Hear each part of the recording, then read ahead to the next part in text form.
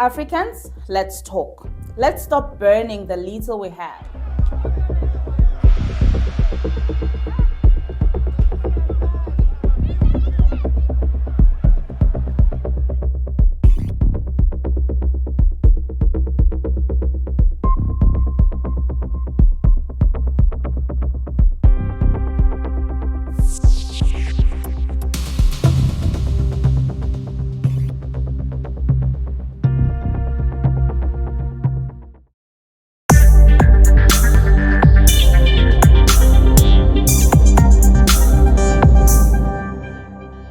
Hello and welcome to News and Politics. I'm Nikki Wenimo.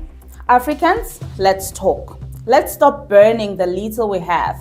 And just a little disclaimer, because I know there are so many people out there that when you criticize black leadership, they're like, it's self-hate. You hate yourself that much, or you are a puppet of whites. No, man. This video is not made out of self-hate. It's out of love and concern for my continent. I care. I don't care about what's happening in the US, but I do care about Africa. In Africa, we keep demanding better schools, hospitals, jobs. But then the first instinct is to burn the places and the things we actually need.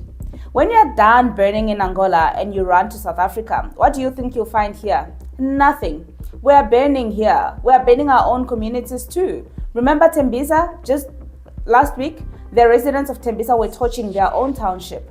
I also want somewhere to run to if things fall apart here in South Africa. But if you ban Angola, where do I go? Mars? Let's get to it. This week, Angola erupted. A sudden diesel price hike, around 33%, triggered protests that turned deadly. It's part of a broader fuel subsidy plan Angola's been rolling out since 2023. On Monday, minibus taxi associations across Luanda called a 3-day strike after diesel prices shot up. Taxi fares spiked up by up to 50%, and people hit the streets across at least 6 provinces. Official figures show 22 people killed, 197 injured, over 1,200 arrested, and dozens of shops, vehicles, and warehouses destroyed. The protests began peacefully, but police quickly moved in with tear gas, rubber bullets, and batons. Human rights groups are already condemning the crackdown as excessive and unnecessary. And here's the thing, Angola has been here before. In early 2023, a similar fuel price hike led to unrest and deaths. Clearly, lessons weren't learned. Fuel subsidies have been swallowing billions of dollars, up to 4% of GDP every year. The government says it wants to redirect that money to schools, hospitals, and paying off debt. But the way it's being done is crushing ordinary people, especially the poor who rely on public transport every single day.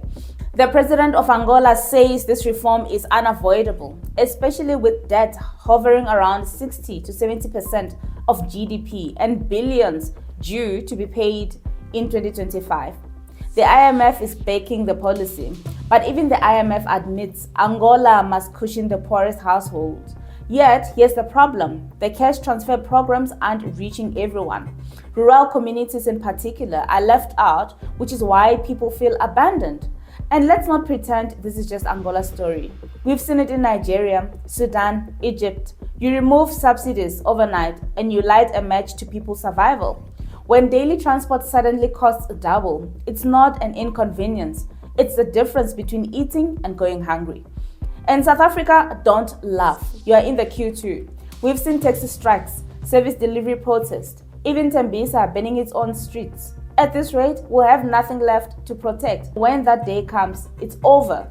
Africans, stop burning the little you have. Yes, protest. Yes, demand better. But destruction?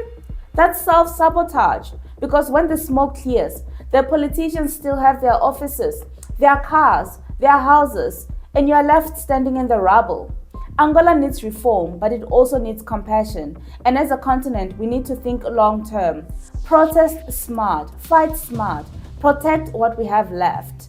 And the best way to protest is protest on the ballot box. Remove corrupt governments that do not care about its own people. I'm Nikki Wenimo. This is News and Politics. Until next time, stay winning.